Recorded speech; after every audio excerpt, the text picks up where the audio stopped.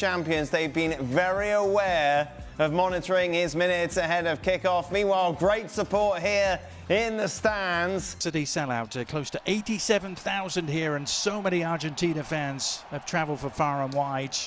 Perhaps an early indication as to whether we're going to see similar scenes as to those we saw in Qatar 3.5 years ago, when it seemed like the whole country of Argentina had made the trip to Qatar, Alec. Second time in 4 nights after their journey to College Station to beat Honduras on Saturday. It's a fairly comfortable win for them. Ali, I know you saw that game as they're on the attack here. Initial shot was charged down. And then the follow-up from Jose Lopez is Giovanni Lo Celso.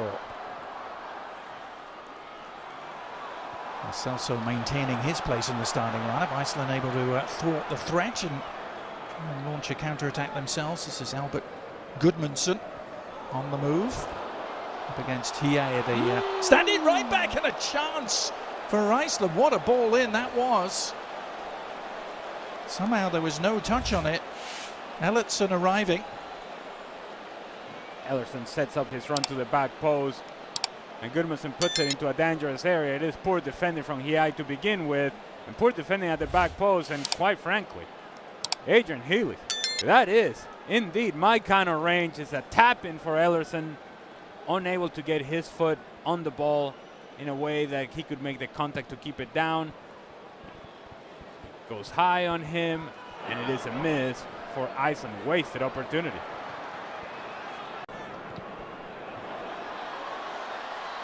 Changed looking front line for Argentina today, trying to connect there.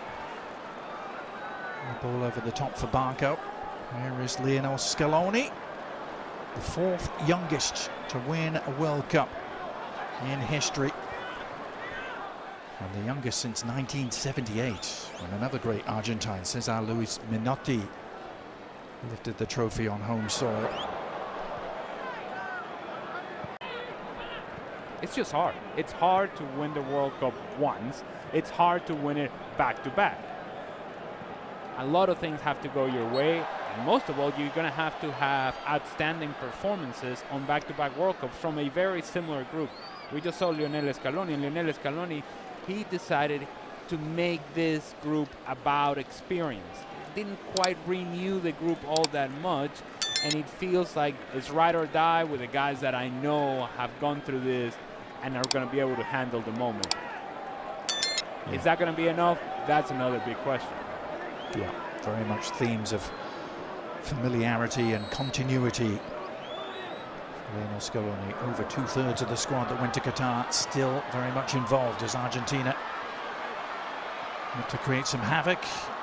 Man down on the ground is Giuliano Simeone, and almost fell back to him, and then the shot all along the ground. An instinctive left-footed effort from Valentin Barco, and Argentina delight the crowd here at Auburn by taking an early lead.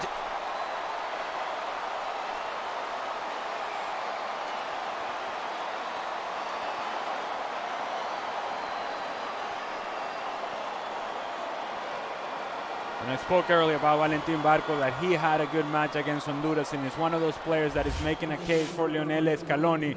This is just poor defending from Iceland. Opportunity to clear it, clear it, clear it. Somebody clear it, get rid of it, clear it. No, all right, fine. Then give an opportunity to Valentin Barco from top of the 18-yard box and give him credit.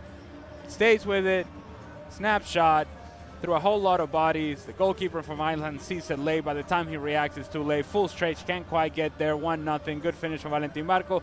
And again, poor defending from Iceland. Unable to clear their lines. 1-0 Argentina. Part in proceedings. Thinking of Enzo Fernandez, of course. He's on the bench tonight.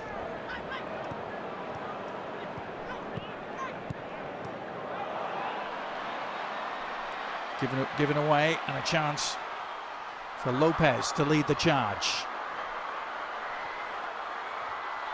Cutting inside, awkward for the keeper, got enough on it to steer it to safety for now. And then a miss-hit shot on the follow-up from Simeone. And Iceland survive barely.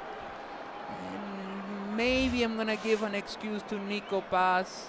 It's poor distribution play for Iceland and a turnover. That indeed the field conditions are not helping him out.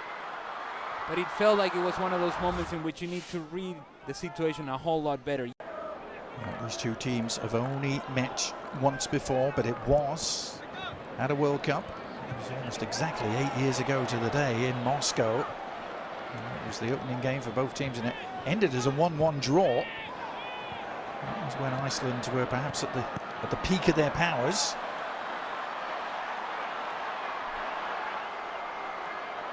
This is Jose Lopez.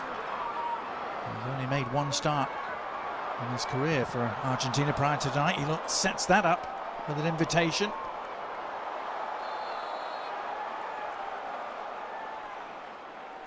It's really good work from Jose Manuel El Flaco Lopez. Good turn in open space, able to find the supporting run on the right. Marseille keeper, who's winning just his 8th Argentina cap tonight. As they're still awaiting #1 keeper Emi Martinez's return to fitness. I was astonished to read this is their first European opponent they've had since the World Cup final against France at the end of 2022.